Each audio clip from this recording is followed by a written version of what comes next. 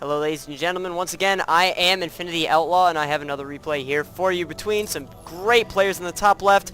It says Game of Drones, but the red Zerg that you are seeing is actually none other than Liquid TLO, and his opponent in the top right is the always famous and always fun to watch player White Raw.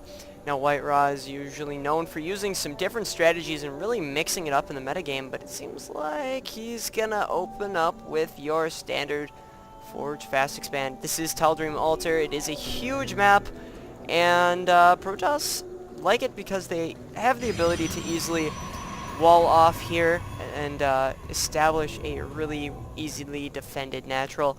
And Zergs usually try to put on a lot of pressure here. This is also really good for proxy pylons, as there's a lot of good places to put them. The map is so large that you can be really aggressive with your zealots. Things like that. Now, Game of Drones is actually TLO, and TLO has recently switched to Zerg and has been doing pretty well. I watched a really good series of games, and in fact I uploaded them between obviously TLO here and I believe it was Spinishwa, and Spinishwa is also a very good Zerg player. So TLO has always been a favorite of mine since the StarCraft 2 beta, and I always wish for him to have the best of luck. And there's the Forge down for White Raw. Now look at this. That's going to be a hatch first at about 16 or 15, depending on the drone. So maybe a 14 would be the best place to say it. But yeah, 14 hatchery there for TLO. And still no gas. So it's not going to be the typical speed and wingspan, but he's most likely going to just drone up and take a pretty fast third here. I still think he'll get a spawning pool first. And there it is. So there you go. At about the 18 supply, or the 16 supply mark or so, you'll see that pool go down, and that'll just allow him to get those speedlings or the Zerglings out to kind of deal with the scout, take a little bit of map control, poke around and see what's going on. And TLO is eventually going to scout with this Overlord here. Now the expansion went down right away because he noticed that his opponent went for a gasless fast expand. He could pretty much go Nexus first right after the Forge. He's not going to put a cannon up to defend. He realizes there's no easy way for Lynx to get down there that fast. Look at that. There's a pylon there. I don't know what the purpose of that will be. Is he going to try and put down a cannon or so in the mineral line? Nope. Creep. He was just too slow. The creep took it out. White Raw now getting his gas up. Having expanded, now White Raw has started to finish his wall off. And yeah, now we see the scouting probe is still sneaking around doing some work. And it's TLO who's now getting out the 6 slings that he needs to deal with this. And now White Raw is going to probably hide this probe somewhere and lay a proxy pylon down, maybe a couple in different parts of the map. And look at this. TLO is using his Overlord, continuing to scout. There's a cannon, there's a gate. And as soon as that gate's probably finished, you'll see right away, see that cybernetics core go down. And this drone's gonna go, oh, not even gonna, oh wow, that's actually a pretty big hole there. But he can probably move Archons through it. Look at that, these Zerglings starting to chip away at these rocks. White Raw sees it with his probe, so he knows there's gonna be an expansion there. And from this point on, they both seem to want to play a very macro-oriented style. Look at that, though. That's a different expansion. TLO's gonna expand a little bit lower on the map. He's checking out for proxies with his Zerglings, moving around the map, trying to chase things around, see what he can see. And he sets himself up to take an eventual 4th if he wants to. Look at that. +1 weapons is on the way for White Raw.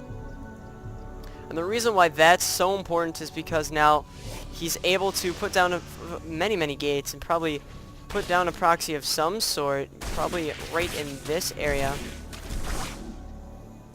just to deal with the heavy droning of TLO, and that's a good way to counter it. A lot of great Korean players use it as well. Look at that, White Raw is in fact taking his third. Now I like this third because it is kind of separated from your natural. That's a downside, but the major upside is you can force field and keep this walled off really easily, and put some cannons up behind this brush line and really just take advantage of that. Look at this, trying to micro his Zealot as much as he can. TLO gonna eventually take him down, and there he goes. these speedlings, or these lings, just now speed getting researched, and level 1's just about finished. And TLO has put up a couple more gates, so he's still only on 3 gates, but is continuing to drone. This is White Rat style, where he goes for those really early expansions, because he has the skills and the mechanics to really defend them well. There he goes. Now he's up on 4 gates. He's waiting, and there are 5. So now he's got 5 gates. Warp Tech is just about finished, and look at that, a Baneling nest now on the way. So you could see some kind of attempt at a Baneling bust. Banelings starting to be used a little bit more by high-level Zerg players, and I think the major reason for that is to deal with the early Zealots, kind of punish him for going for his particular style of play, especially to deny this mining here. But look at this, White Raw now getting up another gateway, so now we see that he has gone fully onto 6 gates in total. There is no proxy pylon just yet, but I don't think he needs to worry so much about that. I think he just wants to defend himself, get some stalkers. He's even going forward with some workers to defend them as he rallies them to his expansion. He sees that with his overlords. Great overlord placement by TLO. Now he's starting to get at that incredible incomplete. It's actually White Raw who's ahead. He's just played the same style of just chrono boosting, and oh no, you could catch these drones out of position, and oh no. But that cannon is going to start doing a lot of damage too. Yeah, that was just not the best control by TLO. But oh no, here come a lot of Zerglings. Is he going to be able to force field properly? TLO really going to try and play for some kind of Baneling style. But if he does it down here, oh, this third is looking very vulnerable as just Speedlings are now on the way. TLO is going to start to pick off some of these units. But White Raw not responding as appropriately as he should. But look at this. The probes are actually going to start to defend the cannon. But here come the Banelings. Are they going to take down the pylons? Yes, they do. And now he's just going to target fire on some of these these probes. And wow, White Raw looking in trouble as these Speedlings clean up the last of these probes. Good idea for the Banelings. They're starting to become a bit more popular. But oh no, look at those force fields trying to prevent the surround.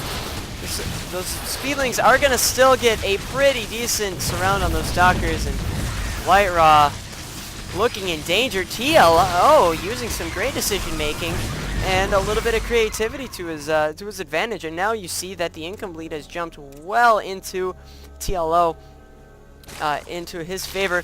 More Banelings being morphed, as well as some Speedlings wrapping up the last of these probes, because they were put on a gather command at this expansion.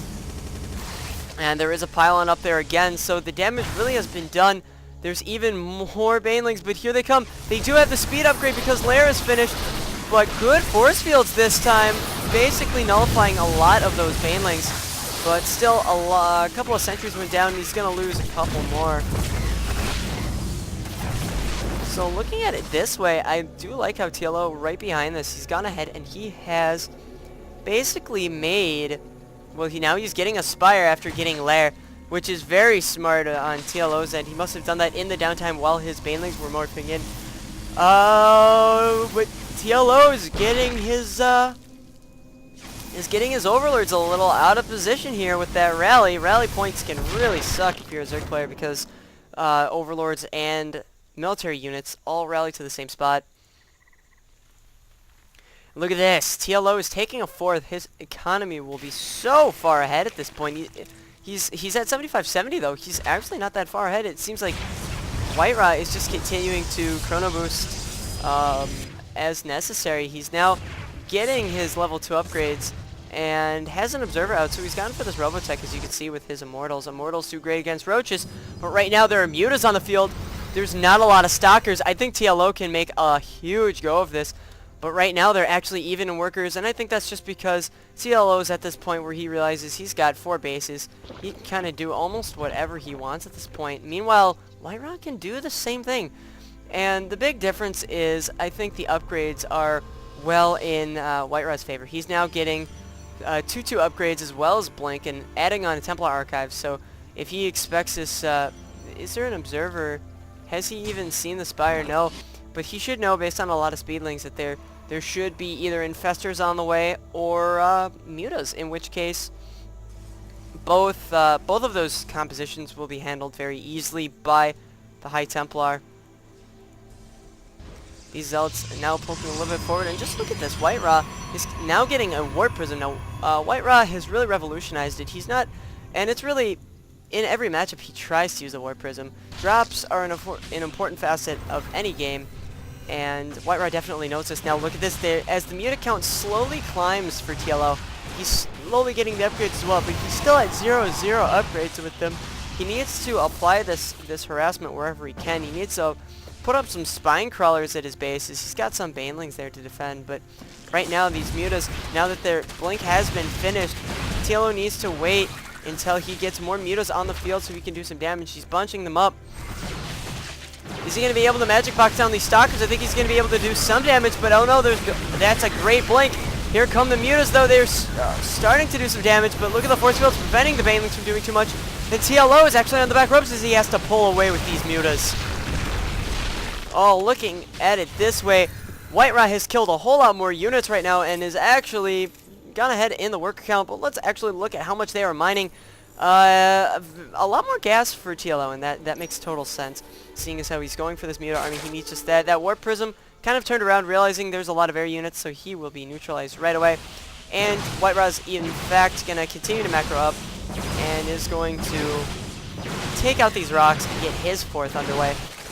TLO needs to think about expanding himself. He has the ability to. He doesn't necessarily have a lot of map control because those blink stalkers really take it to the mutas. And now level 3 weapons upgrades on the way. TLO just does have the level 1 attack upgrades for his flyers, but right now Psystorm being researched, and just look at that, so many gates. TLO right now rocking 8 gateways, and this is a really important engagement here. The mutas are moving through. The speedlings are trying to wrap up these blink stalkers. Are they going to be able to focus on them though? The mutas starting to do a lot of damage though. I think that this is looking bad for White Ra. That's a lot of mutas, but he's going to pull away.